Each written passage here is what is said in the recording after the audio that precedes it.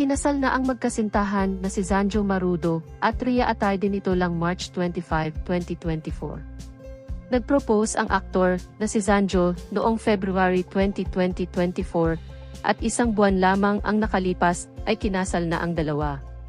Kitang-kita nga ang saya sa mata ni Rhea Atayde na finally siya ay ikinasal na sa kanyang longtime partner.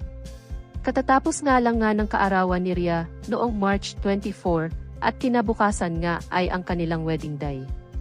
Kahanga-hanga nga ang relasyon ng dalawang ito dahil bukod sa sweetness na meron sila ay pareho rin itong mahilig mag-travel sa ibang bansa. Marami ang dumalo sa kanilang kasal katulad na lang ng kaibigan ni Zanjo na sila Joshua Garcia, Daniel Padilla at Darren Espanto. Naroon din ang sister-in-law ni Rhea na si Maine Mendoza. Nakakapagtaka nga ang missing in action ni Catherine Bernardo sa kasal ng dalawa dahil napakatalik na magkaibigan nila ni Rhea Atayde noon pero bigla na lang nagkaroon ng alitan ang dalawa at hanggang ngayon ay hindi pa nakikitang magkasama ito.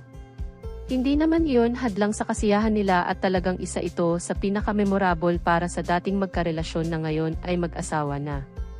Narito ang ilang kaganapan sa kanilang kasal.